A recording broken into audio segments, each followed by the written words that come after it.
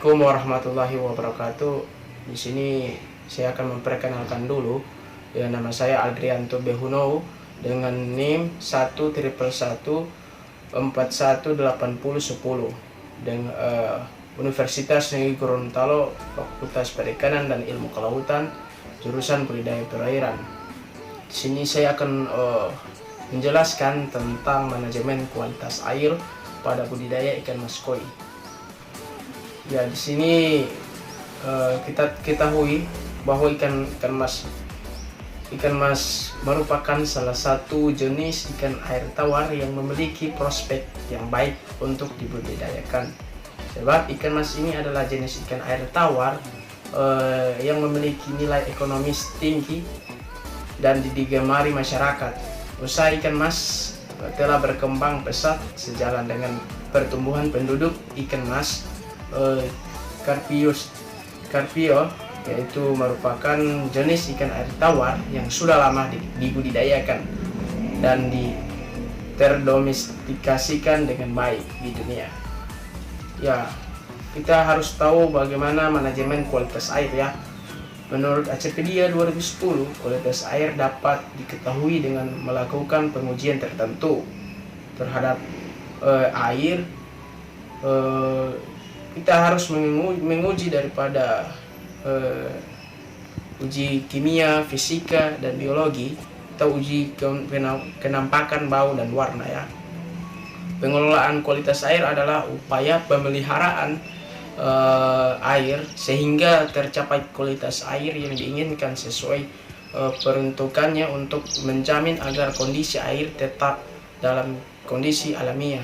Jadi manajemen kualitas air adalah suatu usaha yang menjaga kondisi air tetap dalam kondisi baik untuk dibudidayakan ikan dengan memperhatikan faktor fisik, kimia, dan biologi.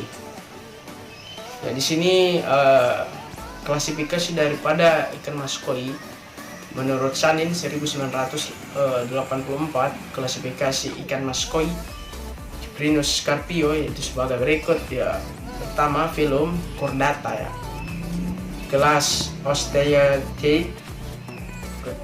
Ketiga, subkelas Actinoprogi, ordo Cypriniformes, subordo Teleostei, famili Cyprinidae, genus Cyprinus, spesies Cyprinus Carpio.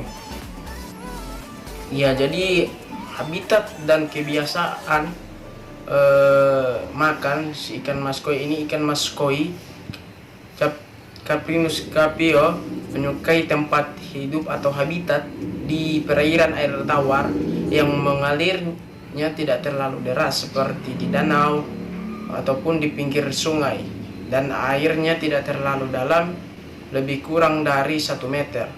Sementara itu larva ikan mas lebih menyukai daerah yang perairan dangkal, tenang, dan terbuka, tidak ternaungi pohon-pohon rindang. Ikan mas koi menyukai tinggal di perairan yang agak dalam, mengalir, dan terbuka setelah berukuran benih. Supriyanata 2013. Dan kebiasaan ikan mas koi Cyprinus Carpio dengan kecenderungan yang tinggi untuk memangsa organisme bentik, larva, serangga seperti serangga air, cacing, moluskas, dan zooplankton lain, merupakan pemakan segalanya, yaitu omnivores.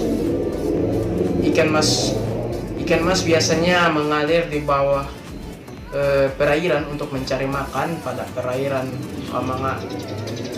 perairan mengalir stok yang cukup tinggi. Bila ikan mas hidup di dalam kolam, terkadang ikan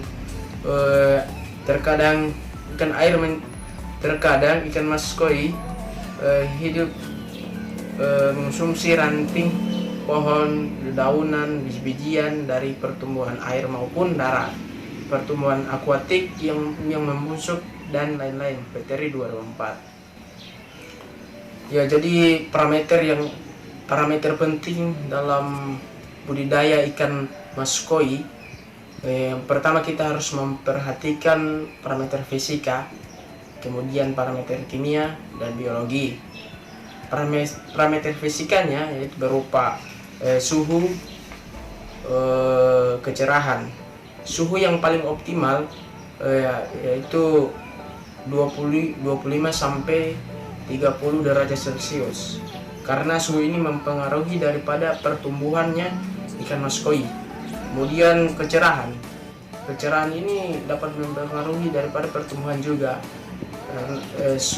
Kecerahan yang sangat optimal pada budidaya ikan mas koi ini 30-40 cm.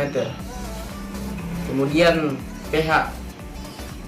Kita berlanjut dengan parameter fisikanya, kimianya, yaitu pH. Kita harus memperhatikan pH-nya sehingga tidak akan mengalami kematian pada ikan mas koi. pH yang optimal yaitu 7-8. Dan kemudian yang kedua, amonia 3DO atau, dan keempat CO2, lalu kelima nitrat ya. Dan biologinya, faktor biologi itu kita harus memperhatikan bagaimana pertumbuhan daripada fitoplankton atau zooplankton. Ini sangat mempengaruhi daripada pertumbuhan daripada ikan mas koi. Jadi kesimpulannya yang saya tarik dari yang saya jelaskan tadi, pengelolaan kualitas air adalah upaya pemeliharaan sehingga tercapai kualitas air yang diinginkan sesuai peruntukannya untuk menjamin agar kondisi air tetap dalam kondisi alamiah. Jadi parameter yang berperan dalam kualitas air pada perairan yaitu sifat fisika, kimia, dan biologi. Dalam menjaga nilai kualitas air yang sesuai, perlu dilakukan manajemen kualitas air yang baik pula. Manajemen kualitas air yang baik di sini termasuk pengelolaan kualitas air pada sumber kehidupan makhluk hidup atau kegiatan budidaya lainnya. Terima kasih. Assalamualaikum warahmatullahi wabarakatuh.